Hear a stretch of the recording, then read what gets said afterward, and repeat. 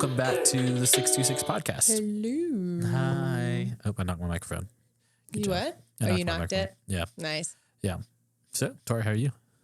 I'm hungry. You're hungry? Yeah, I got a rumbly in my tumbly. Should we get like pizza or do you want to do something else? We should. We should. We should. We should. We should. Yeah. Okay. And I'm sure all the listeners who are hungry are now not enjoying this podcast episode. Yeah, it's fine. Yeah. Which is cool. Tomorrow's the big day for Uni. They announced the new oven. Exciting. So you're like, for sure it's a big one. I don't know. I feel like it is. We're just You going down a rabbit hole. think it's a big one. Yeah. Like a Mac Daddy Yeah, I feel like it is. pizza oven. I feel like we're getting a pizza oven. If you guys don't know, we are way obsessed with pizza and how we make pizza. So Yeah. it's a whole thing. Got to have a pizza oven. Got to do everything crazy. So we're going down a rabbit hole. It's okay. It's fine. It's fun. It's a fun day. It is a fun day. I feel like we're ahead of schedule. Honestly, we've done well. We had a nice walk yesterday. We had a wonderful walk yesterday. We We went accidentally walked like 5.5 miles, right? Almost a Yeah, 10K. it was more than 5.5. It was like Almost a 5.75. I 10K. think it was Poor Ezzy. 5 3/4. She was such a tired puppy. She was very tired, Big old horsey. and then was immediately okay afterwards. Yeah, Ready to go again. I love her. You cannot tire out a German Shepherd. I don't care what they tell you. You can. No, you Can or cannot. can't do. So what is on the docket today? We are going to talk about the first 100,000. So the first time you're going freelance, the first time you make that 6-figure thing, which is like the big. I don't know if you've like been on this thing called YouTube before. I don't know if you've been on this thing called YouTube. If you're watching the video version of it. Here. Yeah, I realize the audio people don't know what I'm doing. No, And you know but what? like There's your if incentive. you're watching a video, wow, you're- go watch the episode. Yeah, now you can watch it. Watch it on our YouTube channel. So yeah, the big thing is like you see on a trend of like, at least I see it a lot with ads, which are like pop up and be like, yo, let me show you how I made 6 figures doing this, or let me show you how I made $100,000 doing this. And it's Yeah. like, that's been like a big selling feature and like a big thing for like, here's how you can do these steps. And it's So like, now we're doing Oh, yeah, the 100%. first 100,000. we're going to give you 3 steps. No, here's what I'm going to tell you. I don't have 3 magical steps. I have 4. I'm just kidding. I don't have 3. I have 5. I don't have 3 magical steps to doing it because I don't think there is a little bit of luck involved straight up. Like, I'm just going to be honest. Yeah. Like, there is a little bit of luck involved in business of like you doing things. Now, what you can do is position yourself strategically in such a way that it is more likely to happen. Yeah. And also, more importantly, positioning yourself on what to do when you hit that number. Because like we hit it a long time ago. And like we've been consistent beyond that now for a while. And Praise it's been, God. praise God, it's been super blessing. But Yeah. like I sat and was like, okay, what got us that first, like the first time we made 100,000, like what was that? What was What our was the first? equation? You know, and now since then we've made multiples, and it's like, how do we go back? Like, what was that first step? Yeah. So I kind of came up with a few things that I thought were useful and like helpful in getting us to where we were. And then I kind of have some advice for like, okay, you've hit 100,000. Now what? No, what? Yeah. Now what do you do? That's it. You close up. You're done. You've You're already done. So the first, there are 5. I was wrong. There are 5. So the first one was know your worth, set your price. Second one is budget accordingly. 3 is gas pedal. 4 is speak to your clients. And 5 is say no. Okay. I also now have gas pedal stuck in my head. Gas pedal. Gas pedal. So let's start with the first one. All right. Know your worth and set your price. I like is that. This is the easy one. And by easy, I mean it is an easy one to understand the title of, but it's hard to implement. It's hard to apply. Yeah. Know your worth and set your price are the first key ones. So we talk about, if you go back to some of our episodes from the first season, we talk about a lot of like dividing up and like figuring out, okay, I want to make this much this year. So divide that up by your average and like figure out what you actually need to charge. That's the first step. Yeah. You guys can go back to one of those episodes and listen to that. It's really knowing that your price is going to be determined basically by a couple factors. 1, the market you're in, and 2, the cost of like what it costs to do your service. Yeah. So a lot of the times videographers will be like, I want to charge $400 because it doesn't cost me anything. It's just all profit. I'm going to make $400. Is it though? Because how long is that project going to take? Okay. So let's think about that. Let's say it's like a nice $500. All right. You're going to do a $500 project. They are like, yeah, it's going to be like a 4-hour shoot.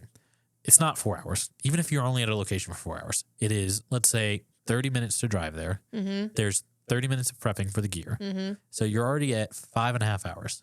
Okay. Yep. Then you also have to remember that like things are going to go over time. So like nothing's ever 4 hours. So I always assume if they tell me it's 4 hours, it's actually 6. It's 6 because I got to set up. Yeah. I've got to do all of those things.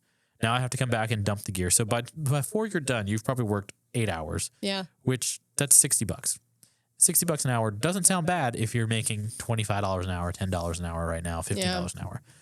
But then think about it for a second. Think about how much your cameras cost, how much your gear cost, how much work it was. Like, well, you also have post-production too if you're doing that. yeah, like the hours it takes to edit. Yeah, so like start thinking about like, okay, if I'm editing in that, like how much time did I actually spend? How much money did I actually make? Because then you also have to account for like gas and all these things. Like, yep, all these things start adding up. Now, you may be perfectly fine with that, and that's okay. But you have to also remember that how many jobs can you sustain at that price? Like, how many jobs do you need to make 100,000? So if you're doing, we want to make $100,000. This isn't profit. This is revenue. We're not going to try to tell you how to make 100,000 in revenue other than like just being really thrifty. All right. Then you're going to do $500. You have to do 200 jobs to make 100,000, 200 jobs. All right. at that price. Yeah. There's what, 300 and how many days in a year? 350, 365.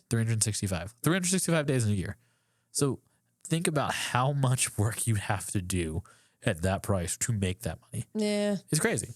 Now, if you're going up, let's say you're doing something like a wedding or something. And I think when we first started at weddings, we were like $3,500 or something, which is like insanely low to think about now. For But combo packages, yeah. yeah, it was like insanely low. And so like now you're looking at it and you're going to go into that and divide that by that 3,500 and you're looking at like 28 jobs. Much more doable, much more realistic. So it's like, that's the first step is understanding like, okay, if I'm going to try to make this, I need to understand that.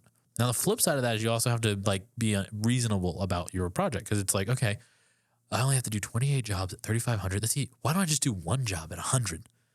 And it's like, okay, cool. Realistically, though, does the market you're in support that you're going to do one job for $100,000 a year?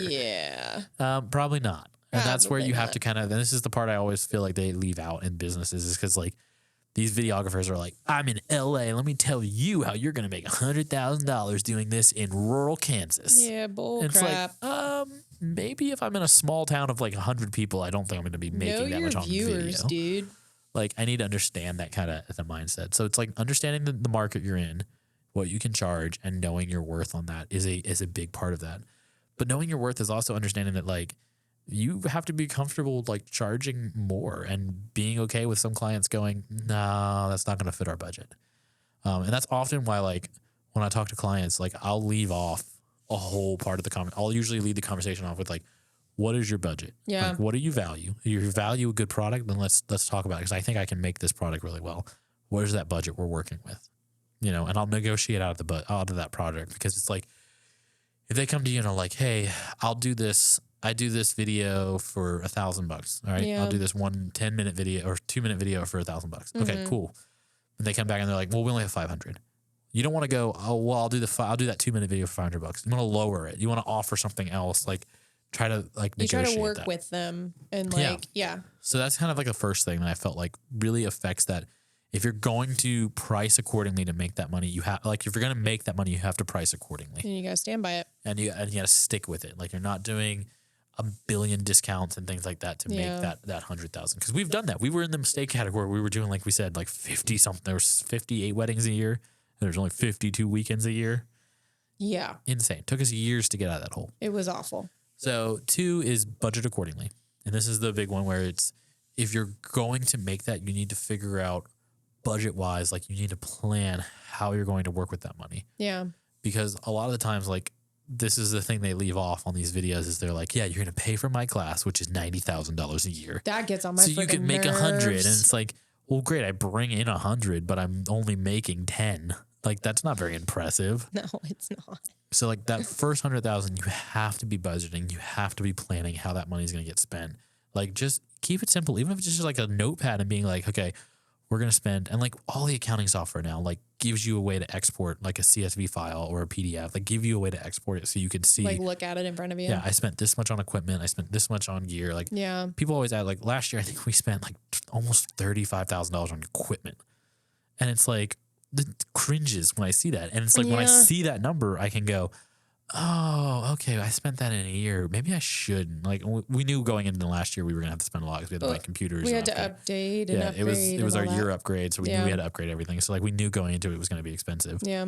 And like being able to see those numbers though allows you to understand like, okay, here's what we're spending, here's where it's going, here's how we can make this. And like, what are my patterns? Do I like the earlier days? The patterns were, this is a sick thing that I need. Yeah. You know, and it was like you buy it and then you don't use it because it's just actually a pain in the butt and it doesn't actually do what you need it to do. And then it's like, well, crap, we just wasted a couple $1,000s on that. Like, dang it. Yeah, like buying a drone you really didn't need and you're getting stuck with it. The flip side is also like understanding how much within the budget, like how much you need to bring in each month or each quarter. I usually work with the quarter because month to month is kind of all over the place. So like then you can kind of see where you're at and like game plan. Okay, I'm really weak here. I need to pick up here, or I need to, and this is what I mean by that. So on average, I think it's like 8,300 and something bucks. If you want to make $100,000 in a year, you need to make like $8,000 a month, something like that, a little over that. Yeah. So, okay, now I'm going to look at it and go, okay, I need to make in the next 2 months, I need to make $16,000. Okay, so then you can go through and you're on month 3 and you realize you didn't make that goal. Well, then maybe you can understand like, okay, maybe I will discount slightly to see if I can get some more work so that I can meet those goals. And it's like understanding what you're trying to hit and having a goal makes it way easier than just throwing a dart at the wall and going, man, I hope I make something. Yeah. Like trying to analyze it and take the time to like adjust it to your personal, like, you know. I'm a big person that's like, I'd rather have a goal than just have a moving target because the moving target's hard to hit. Yeah. And there's no way to really judge your success. Well, especially with like freelance type of work. Yeah. Is like, you're not going to make the exact same thing every single month. No, you're not. Because sometimes you're gonna sometimes you're gonna have slower months and sometimes you're gonna have super banging months, like really awesome. You did great, you did a lot of jobs, super banging. But like you're gonna have busier months that obviously equate to more income. And so it's like it's such a shifting, like it's shifting numbers. Yeah. And I think that's a really good point of like, it's never necessarily reliable. Like, you know, we take off a lot in the summer. So like, we don't have as much income in the summer. Yeah. And it always stresses me out, even though like, I know it's planned, but I'm also always like, feel like I'm messing it up. Yeah. So that's always a fun one. The third point is gas pedal. And this is the one, gas pedal. The gas pedal is a fun one because the gas pedal is literally, if you're going to try to make $100,000 doing this, if you're going to try to make 6 figures, whatever it may be, you have to be the gas pedal. Like I have a lot of people who are like, yeah, I'm dabbling. Like you're not going to make $100,000. You're not going to make 6 figures doing this by dabbling. Not unless you're lucky. Not unless you're really, really lucky. Like really lucky. Yeah, maybe if like you have an OnlyFans, you could do it that way.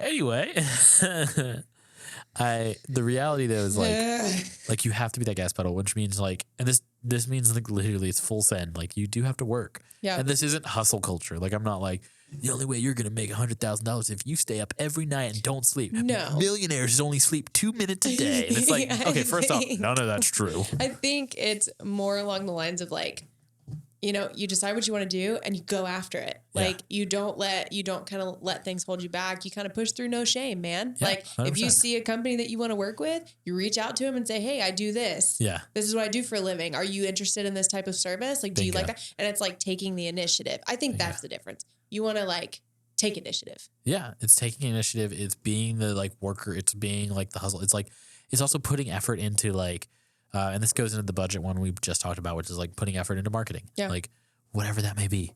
Like it's consistency with like posting. Like one of the things I'm terrible about is posting on my personal Instagram, which is one of supposed to be like our Instagrams are supposed to be funnels for like our business as well. Yeah. And like we're both awful. You're better about posting than I am, but like we're awful about posting on our personals because like we have somebody running our business one and it's like, oh, I always forget to post. I always forget to post. And it's like, no, we need to post. That's a funnel that can be driving business to our main stuff. So like we have to post on there. So like that's a big one.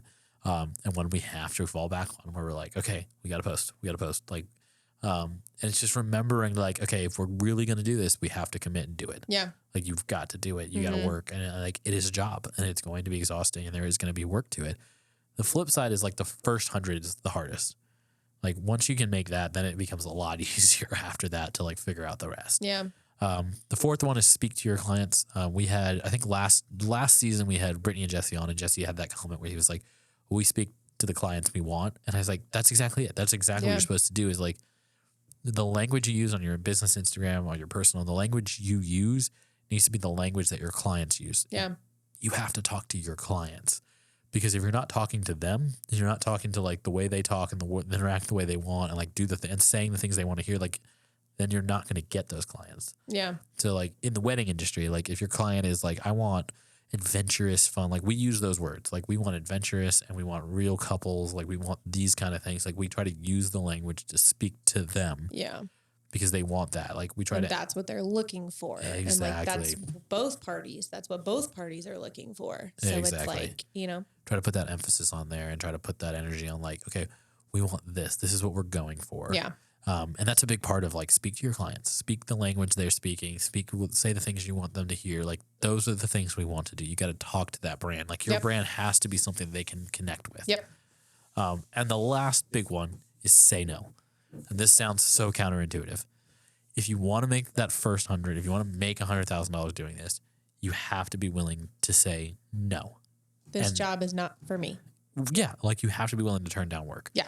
And that's always the hardest thing is like, you know, we've turned down in the wedding side of it, we've turned down clients that just didn't fit. Like I remember we had one who they didn't like, we have a policy on a deposit that's rather high.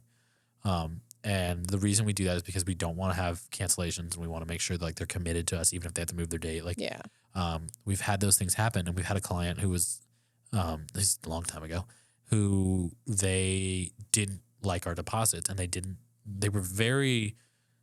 click in our first meeting. Like we have a trial meeting where we try to get to know, and like it didn't click, but we still went forward, and then they were just very much like, we're going to pay the deposit this way. And I was like, okay, but that's not our policy. This is our policy. Yeah, but this is how we're going to do it.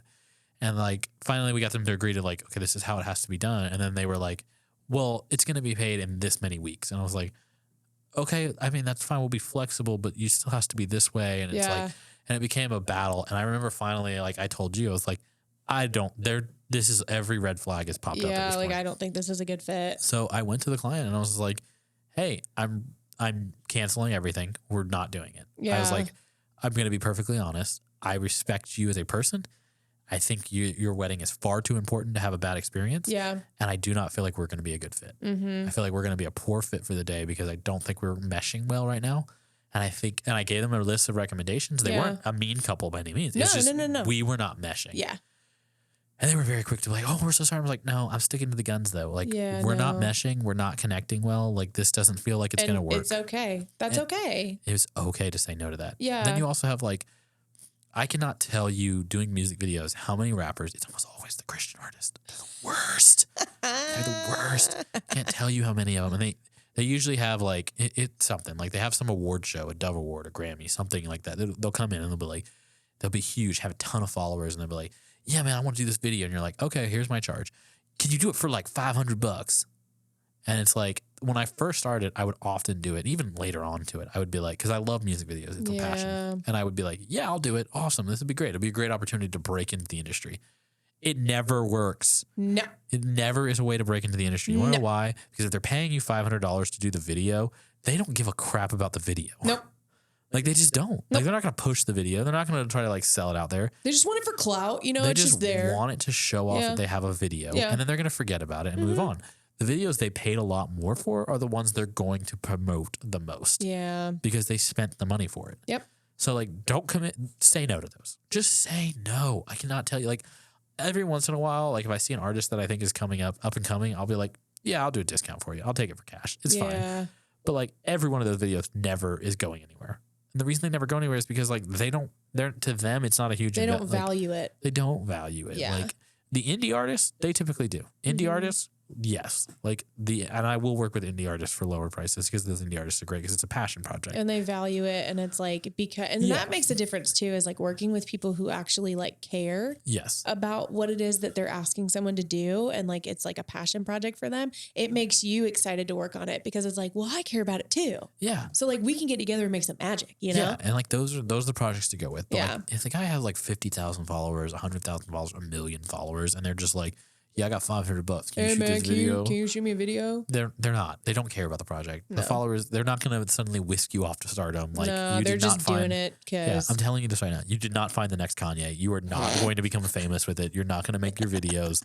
Like that dude is going to forget you in about 5 weeks, and like you're gonna deliver the video, and they're never gonna post about it again. Never post it. Never say thank you. Or they're gonna cut out the director part of it. Like it's not going anywhere. It just happens. Like. But then you've wasted your time. Yeah, you've wasted your time, and the time you spent on that project for less money is time that could have been spent on a project for more money. And more value. Or just having free time. Yeah, that too. Like part of the beauty of like freelancing is like having freedom. Like that free part of freelancing is what we forget. And like we get caught up in like where, now I just work every single day instead of I only worked 5 days a week. And it's like, you could probably just work 5 days a week. Something doesn't add up. Yeah, like we're switching to a 4-day work week, which I think is a big part of like something we're doing, which is based off of research. It's based off research. But the reason we're doing it is one, because we were just like we saw the research and we were just like, wait, who are we waiting to make that decision? We can make that decision. Yeah. Yeah, like we'll just make that decision. And one, it's because we found our productivity was just better. Skyrocketing. And also like we work most weekends. Yeah. So, shifting that time around and like, that kind of thing was beneficial too. So like I think we gained our free time back. We gained our weekends back, but also like functionally and mentally, like even just the day we talked about it. Yeah. Like we were more productive the rest of that day. I literally like, we got home from that because that was the day that we went on that really long walk. Yeah. And like, I got home and was like, gusto, like I'm going to blow through all this stuff and I'm going to finish it. Like I was so just like, yeah, I'm ready to rumble. Which was nice. It was a nice feeling. Yeah. And that's like the stuff where we like want to get, and that's what you're looking for in all this is like gusto. Can you get it done? Yes. But not like hustle wise, but just like excited to do it, ready to like get it, Yeah. And that's like all key parts of this. And I think that's all relevant stuff to like being aware of these situations, being willing to say no to a project is a big step in the right direction. That is a big step because it's scary because you're like, but monies. Yeah, I don't want to say no to work. But monies and bills. Like, and this isn't to be the good person who's like, say no to every project. No, I mean, obviously use your intuition and like, because like there's some times where I think we've done like a couple weddings for free in the past. Like it was like when back in the day when we first started, because it was just like, it was nice. It was a kind thing. Like we wanted to, and then like we've done other things for like, we've discounted prices because we've gauged, what is this, something that we're willing to do that on? Like, is it valuable? Is it, that kind of thing. So, and I think a really good part in all that is, like understanding when, like, if you're saying no to like 60% of your leads, then the issue is not you need to reevaluate. Yeah. You're not talking to your clients, or you're getting wrong leads, or you're just being too picky. Yeah. But like if you're saying a percentage and you're just saying a smaller percentage who are just out of your budget or something, like, that's fine. Mm-hmm. But if like everyone's coming in, you're like, nah, they're not on my budget. Then maybe your budget's too high. Maybe you're not understanding your market or something. Yeah. I think those are all relevant parts to it. And I wish there was like do these 5 steps and you're going to make $100,000 a year and it's going to be easy and all awesome for you. Cause it's not like that at all. It's just not like, there's not a perfect system. Like, we have plenty of people who've been working in this for years and have never made the 100,000.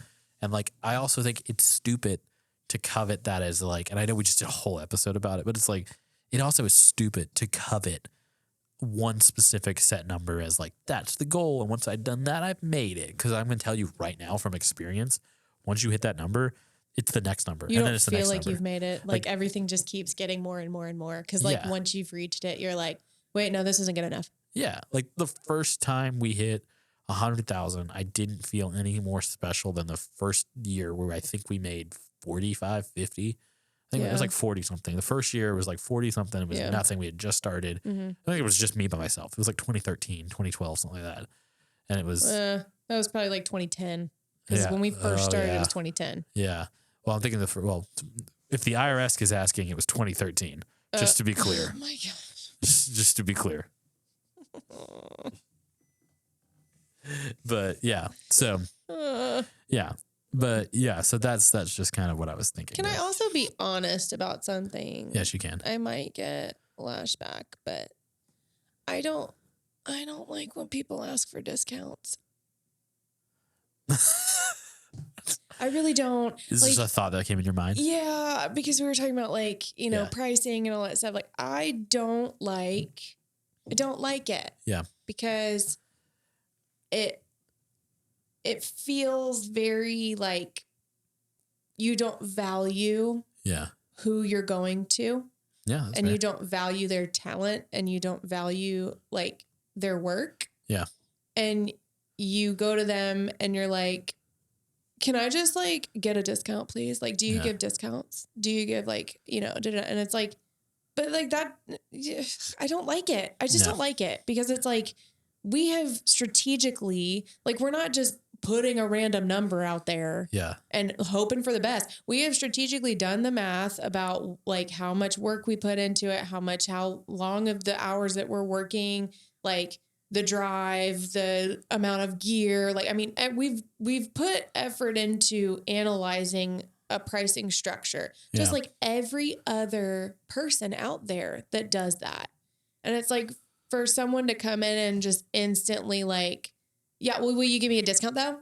Yeah. And it's like, I don't, but okay. Yeah. Which I know some people have been like, well, when they ask for a discount, like it's because they just really want to work with you and you're out of their budget. And it's like, I mean, that's a nice way to look at it, but it's also just kind of like, this isn't a car dealership. Yeah. Like it's not. And like, you don't go into any of these stores that you buy your clothes and go, I know full price is 50, but like, can I get it for 20? Yeah. No, the person in the store is going to be like, no, this is what the price is. Yeah. If you don't want it, bye. I think a better option for clients is they should ask like, hey, how can we work within payment structure? Or yes. I think that is better because it's like being honest about like, look, I really want to work with you guys. Unfortunately, you're out of the scope of my budget. Yeah. Is there anything that we can do or like personalize or any of that stuff that like would allow me to be able to work with you? Because I really do I love your work. Yeah. I really like you and I want to work with you. Yeah. So I would like to try to find a way to do that. That is different than just being like, can I get a discount? Can I get you to give me? I cannot stand that. What if we did it for less? What if? But like that type of, that's what it sparked in my head. Cause it's like when you were talking about like discounting work, there's a difference between the person saying like us saying, well, you know what? Like we offer discounts here for these people or discount, it's different when you offer it. Yeah. And versus someone just coming out of the gate and asking for it. Yeah. Cause it's like, well, but that makes me not really want to work with you because you don't value what I bring to the table. Yeah. We've talked about this before, and we've talked about it on our walk where it's the with TikTok that goes around or the Instagram that goes around or I guess everybody has like a short form video thing now. Yeah. It's the one that's like, I do things 3 ways: fast, cheap, and good. You can only pick 2. Yeah. Like if you want it cheap and good, then it's not going to be fast. It's not going to be fast. Yeah. Like, okay, well, I want it fast and good. Well, it's not going to be cheap.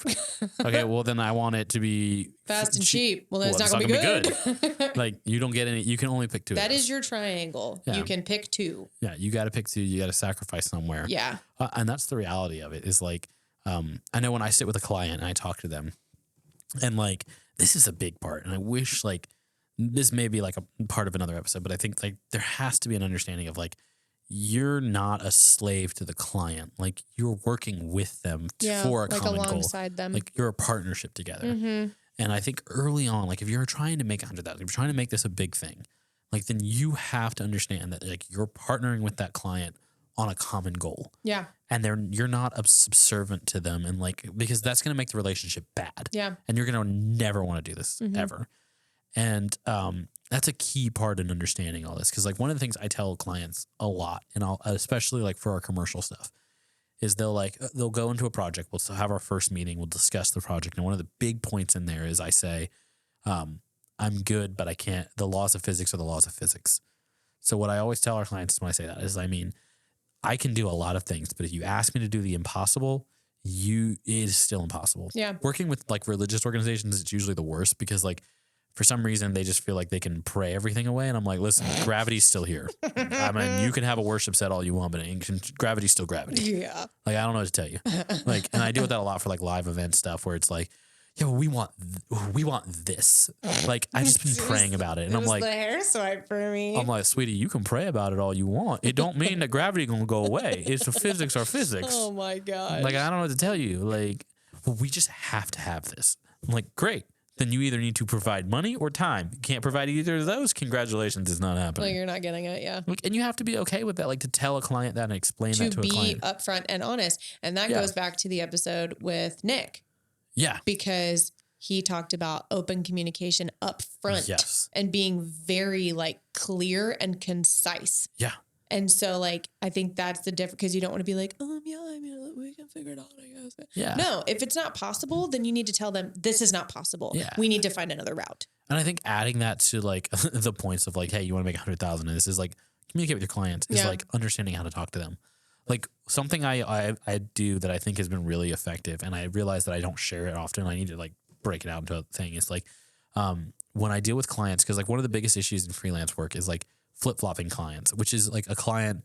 What I mean by that is a client who's like let's say you have a client who's like not sure what they want. Mm-hmm. They think they know, but they're one of those clients who are like, I want to make this. No, what if we made this? What if it was this? What if it's this? And like those are hard to work with because like they don't usually understand the process of editing. Yeah. And it's like, okay, well, I can't make 5 revisions. I can't keep making these revisions. Like those are difficult. And when you have a client like that, I go into those situations and I do this. The first thing I do with every meeting we have, anytime we're talking to a client, is I start with, what is the goal of this project? Yeah. That's the first thing at the top of our meeting list. What are you trying to achieve? So like when I have a client, if I have a client who like doesn't seem to know what they want to do or like what their goal is ultimately, or like kind of all over the place on a project. Yeah. Like I'll try to guide them and be like, okay, what is the goal of this project? Is a success if it does blank. Yeah. And like, then I'll start when we start talking about the project. And if they start flip-flopping, we go back to, okay, but how does that accomplish the goal of the project? Yeah. Does that accomplish the goal? Is that meeting the goal? Because it feels like it's not meeting the goal. Yeah. Because the original goal was this. Mm-hmm. And that usually helps drive us back the right direction and keep us on track. Because like if they feel like you're taking part and value with the goal, yeah, and like you're on board with it, then they're generally more on board with it too. Yeah. And like they're more excited about you as a client and stuff too, like, or as a person that's working with them. Yeah. Like they want to feel like you're a part of the project, and that's fine.